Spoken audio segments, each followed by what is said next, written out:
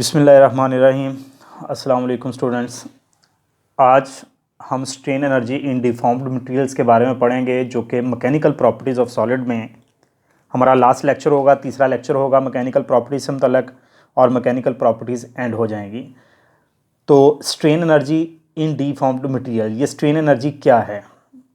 हमें पता है, हमने पढ़ा कि स्ट्रेन किस चीज़ को बोलते हैं, कि जब हम किसी भी ऑब्जेक्ट के ऊपर एक्सटर्नल फोर्स अप्लाई करते हैं तो उसकी वजह से उस ऑब्जेक्ट की लेंथ या वॉल्यूम या शेप चेंज हो जाती है, और ये चीज़ जो है वो डीफॉर्मेशन जो है वो प्रोड्यूस हुई। तो डीफॉर्मेशन में क्या होता है कि असल में जब हम एक्सटर्नल फोर्स लगाते हैं तो उस ऑब्जेक्ट के जिसके ऊपर फोर्स लगाई जा रही हो उसके जो एटम्स हैं, ये फॉर एग्जांपल उसका एक एटम है, तो वो अपनी इक्विलिब्रियम पोजीशन से थोड़ा सा डिस्प्लेस हो जाता है, अपनी जगह से थोड़ा सा साइड पे चला जाता है, थोड़ा सा मूव कर जाता है। तो इस तरह से उसमें एक्सटेंशन प्रोड्यूस होती है, एक्सटेंशन। और यहां पर फर्ज किया ये आ गया, एटम जो है वो अपनी इक्विलिब्रियम पोजीशन से मूव करके यहां पर आ गया और उसमें एक्सटेंशन प्रोड्यूस हुई।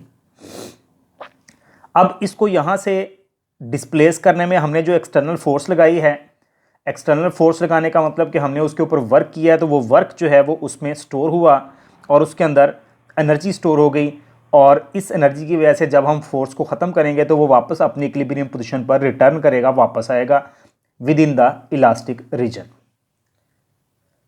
तो इस चीज़ को हम कहते हैं, तो it is the potential energy stored in the molecules of a deformed material. एक डीफॉर्म्ड मटेरियल, उसमें जो पोटेंशियल एनर्जी स्टोर होती है, ये वो है असल में स्ट्रेन एनर्जी, वो है it is the potential energy. ये असल में पोटेंशियल एनर्जी है stored in the molecules of A डीफॉर्म्ड material. जब हम किसी मॉलिक्यूल को डीफॉर्मेशन की हो तो उसमें जो एनर्जी स्टोर होती है, ये वो वाली पोटेंशियल एनर्जी है असल में strain energy. And is equal to the work done by the deforming force. और जो फोर्स लगाकर हमने वर्क किया है, उसको उसमें एक्सटेंशन प्रोड्यूस की है, उसके अंदर डीफॉर्मेशन की है जिस फोर्स के जरिए, तो उसकी वजह से जो वर्क हुआ है वो वर्क के बराबर है। तो इसका मतलब स्ट्रेन एनर्जी को अगर हमने फाइंड आउट करना है तो हमें वर्क करना पड़ेगा। बिल्कुल इसी तरह से जिस तरह से मैं आप लोगों को एग्जांपल देता हूं कि एक स्प्रिंग है, उस स्प्रिंग को हम जब पकड़ कर और उसको हम जो है वो स्ट्रेच करते हैं, खींचते हैं, तो उसके भी मॉलिक्यूल्स अपनी इक्विलिब्रियम पोजीशन से क्या करते हैं, दूर दूर हो जाते हैं, और जब हम छोड़ते हैं तो वो अपनी ओरिजिनल हालत में वापस आने की कोशिश करता है। तो क्यों आता है? इसका मतलब है कि उसके अंदर एनर्जी स्टोर थी तो वापस आ रहे हैं। हम किस चीज़ को ज़मीन से ऊपर लिफ्ट करें, ज़मीन के ऊपर उठाएं, तो जब हम छोड़ेंगे तो वो वापस ज़मीन पर आएगा। वापस ज़मीन पर आने का मतलब है कि उसके पास एनर्जी थी। तो लिहाजा ऐसे ही जब हम किसी भी ऑब्जेक्ट के ऊपर एक्सटर्नल फोर्स लगाएंगे, उसके एटम्स अपनी इक्विलिब्रियम पोजीशन से डिस्प्लेस करेंगे। जब हम फोर्स को रिमूव करेंगे तो वो वापस आएंगे अपने ओरिजिनल स्टेट में, और वापस आ जाने का मतलब यही है कि उनके अंदर क्या स्टोर हो चुकी थी, एनर्जी स्टोर हो चुकी थी। और वो एनर्जी कितनी है? जो हमने वर्क किया, डीफॉर्मिंग फोर्स ने जो वर्क किया है, ये उस वर्क के बराबर है। तो हमने मालूम ये करना है कि हम किसी भी ऑब्जेक्ट में अगर डीफॉर्मेशन पैदा करते हैं तो जो वर्क होगा वही स्ट्रेन एनर्जी होगी। फर्ज किया हमारे पास एक वायर है, ये वायर हमने सस्पेंड की हुई है, वायर की टोटल लेंथ कैपिटल एल है, उसका एक सिरा हमने टाइट किया हुआ है, यहाँ पे बांधा हुआ है, दूसरे सिरे पर हमने यहाँ पे हुक लटका दी है। टोटल लेंथ इसकी जो है फर्ज कर लिया कैपिटल एल है। अब जब इसके ये हुक वाली साइड पर हम एक वेट जो है वो यहाँ पे सस्पेंड कर दें, तो जैसा कि ये सस्पेंड किया तो उसकी लेंथ जो है वो थोड़ी सी ज़्यादा हो जाएगी, उसमें एक्सटेंशन प्रोड्यूस होगी। तो ये फ़र्ज़ किया उसमें क्या है, L1, उसमें क्या प्रोड्यूस हुई है, एक्सटेंशन।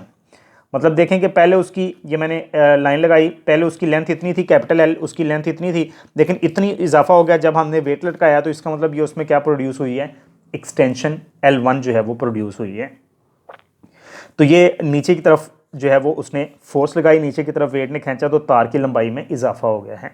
तो हम फोर्स एक्सटेंशन ग्राफ जो है वो यहाँ पे बना के और उसके ज़रिए हम वर्क मालूम करते हैं कि ये स्ट्रेचिंग फोर्स जो लगी है, नीचे की तरफ जो वेट हमने लटकाया है, स्ट्रेचिंग फोर्स ने जो वर्क किया है, उस वर्क के अंदर इसके अंदर स्ट्रेंशन जो है वो स्ट्रेन एनर्जी है। जब हम इस वेट को रिमूव करेंगे तो ये अपने वापस चली जाएगी असली लेंथ में, अगर ये इलास्टिक रीजन के अंदर है तो। इलास्टिक रीजन से क्रॉस कर जाएंगे फिर नहीं, तो इलास्टिक रीजन के अंदर ये रिटर्न कर जाएगी अपनी ओरिजिनल हालत में। तो जो फोर्स लगाई उसको एफ से ज़ाहिर करते हैं, ये डब्ल्यू की बजाय एफ लेते हैं इसको, और इस साइड पर एक्सटेंशन लेते हैं, तो फोर्स एक्सटेंशन ग्राफ की मदद से हम जो है वो वर्क फाइंड आउट करते हैं।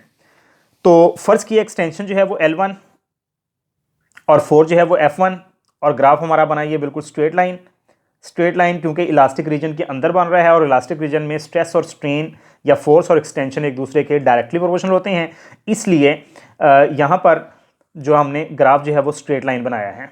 फर्स्ट किया एक्सटेंशन जो हुई वो L1 और 4 जो है वो कितनी लगी, F1 लगी। अब हमने वर्क फाइंड आउट करना है। अब अगर हम वर्क फाइंड आउट करते हैं तो वर्क का जो फार्मूला है उसके लिए 4 जो है वो कांस्टेंट होना ज़रूरी है, लेकिन यहाँ पर 4 जो है वो वेरिएबल है, क्योंकि देखें 4 जो है वो 0 से बढ़ती इंक्रीज़ करती कहाँ तक पहुँची है, F1 तक, और एक्सटेंशन जो है वो इंक्रीज़ करते कहाँ तक पहुँची है, L1 तक। यानी कि एक्सटेंशन बढ़ती गई है, जब फोर्स भी क्या करती गई है, बढ़ती गई है, तो फोर्स जो है वो कौन सी है, वेरिएबल फोर्स है। तो वेरिएबल फोर्स की वजह से वर्क कैसे फाइंड करते हैं, ये चौथे चैप्टर में हमने पढ़ा था, 4.2 टॉपिक था work done by variable force. तो वेरिएबल फोर्स की वजह से वर्क कैसे फाइंड आउट करते हैं, उसके लिए हम जो टोटल डिस्प्लेसमेंट होता है उसको छोटे छोटे इंटरवल्स में तकसीम कर देते हैं। तो यहाँ पर टोटल डिस्प्लेसमेंट तो नहीं है, यहाँ पर टोटल एक्सटेंशन है। तो 0 से लेकर L1 तक जो टोटल एक्सटेंशन है इसको हम छोटी छोटी एक्सटेंशंस में तब्दील कर देते हैं। मिसाल के तौर पर ये मैं इसको पूरी की पूरी एक्सटेंशन को ये स्मॉल एक्सटेंशंस में तब्दील कर रहा हूँ। तो यहाँ पर ये सारी की सारी ये स्मॉल एक्सटेंशंस हैं, यानी जितनी ये बनाई जा रही हैं ये बेसिकली इससे भी स्मॉल हैं, बहुत ही छोटी छोटी एक्सटेंशंस हैं। और ये इतनी छोटी छोटी एक्सटेंशंस हैं कि हर एक्सटेंशन में 4 जो है वो ऑलमोस्ट कांस्टेंट है।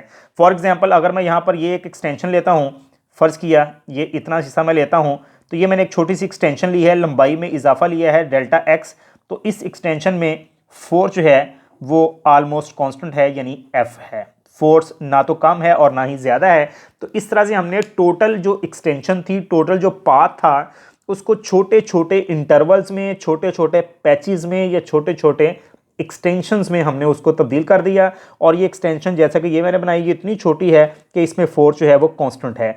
नेक्स्ट वाली एक्सटेंशन में 4 जो है वो चेंज हो गई, लेकिन उसमें भी पूरी एक्सटेंशन में फोर्स क्या है, कांस्टेंट है। मतलब फोर्स तो ओवरऑल चेंज हो रही है, जैसे कि यहाँ पर अगर 1 न्यूटन है, इस एक्सटेंशन में 2 न्यूटन है, इसमें 3 है, इसमें 4 है, इसमें 5 एग्जाम्पल।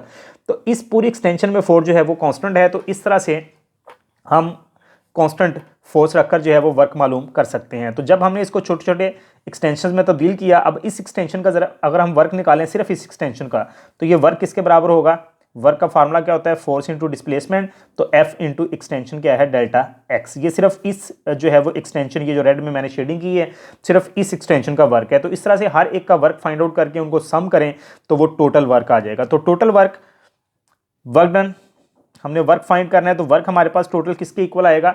तो वर्क चूंकि टोटल एक्सटेंशन L1 है, तो ये पूरे का पूरा ग्राफ के जरिए हम वर्क मालूम कर रहे हैं। तो हमने ये वहाँ पे वर्क डन बाय ग्राफ भी पढ़ा था। तो एरिया अंडर द ग्राफ के बराबर होता है work, area under the graph. चौथे चैप्टर में दूसरे टॉपिक में हमने work done by variable force पढ़ा, और उसमें हमने एंड में रिजल्ट यही निकाला था कि जो टोटल वर्क है वो किसके इक्वल होता है, एरिया अंडर द ग्राफ। तो कौन सा ग्राफ है ये, फोर्स एक्सटेंशन ग्राफ। तो हम लिख सकते हैं area under force extension graph. तो अगर ये ग्राफ देखें, ये फोर्स एक्सटेंशन ग्राफ है हमारा ये वाला, और इसके नीचे जो एरिया है वो एक डायग्राम बन रही है जो ट्राइंगल है। तो लिहाजा हम लिख सकते हैं एरिया ऑफ ट्राइंगल AOB, यानी जो वर्क है वो एरिया ऑफ ट्राइंगल AOB के इक्वल है, चूंकि ग्राफ हमारा जो है वो क्या बन रहा है, ट्राइंगल बन रही है। तो ट्राइंगल का एरिया क्या होता है, 1/2 बेस इंटू हाइट। ये हमेशा एक ट्राइंगल का, राइट ट्राइंगल का जो है ये फार्मूला है एरिया निकालने का। तो 1/2 बेस हमारे पास O2A है, और हाइट हमारे पास क्या है, A2B। तो अगर हम इसमें वैल्यूज पुट करें, O2A हमारे पास एक्सटेंशन है L1, और A2B हमारे पास किसकी इक्वल है, A2B फोर्स F1 के।